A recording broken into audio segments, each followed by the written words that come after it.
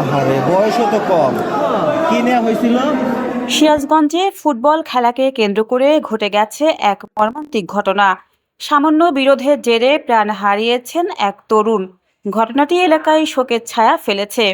স্থানীয় সূত্রে জানা যায়, সিরাজগঞ্জের রায়গঞ্জ উপজেলার পাঙ্গাশী ইউনিয়নের কালিঞ্জা গ্রামে ফুটবল খেলাকে কেন্দ্র করে কয়েকজনের মধ্যে কথা কাটাকাটি হয়। পরে সেই বিরোধ আরও বেড়ে যায়। অভিযোগ রয়েছে, এক পর্যায়ে ২৬ বছর বয়সী মোহাম্মদ ইলিয়াস খানকে ধারালো অস্ত্র দিয়ে আঘাত করা হয়।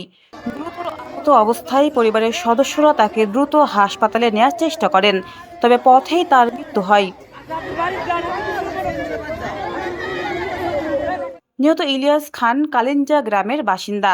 তার মৃত্যুর খবর ছড়িয়ে পড়লে এলাকায় শোকের পরিবেশ সৃষ্টি হয়। স্থানীয় জনপ্রতিনিধি ঘটনার সত্যতা নিশ্চিত করেছেন। অন্যদিকে রায়গঞ্জ থানা পুলিশ জানিয়েছে, খবর পাওয়ার পরপরই ঘটনাস্থলে গিয়ে তদন্ত শুরু করা হয়েছে। তদন্তের ভিত্তিতে জড়িতদের বিরুদ্ধে আইনগত ব্যবস্থা নেওয়া হবে। পুলিশের দাবি, অভিযুক্তদের গ্রেফতারে অভিযান চলছে, তবে এ ঘটনার বিষয়ে অভিযুক্তদের বক্তব্য এখনও পাওয়া যায়নি।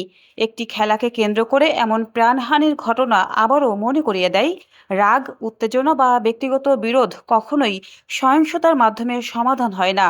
সচেতনতা, সংযম এবং আইনের প্রতি শ্রদ্ধাই পারে এমন অনাকাঙ্ক্ষিত ঘটনা প্রতিরোধ করতে। ঘটনার তদন্ত চলছে। নতুন কোনো তথ্য পাওয়া গেলে তা সংশ্লিষ্ট কর্তৃপক্ষের মাধ্যমে জানা যাবে।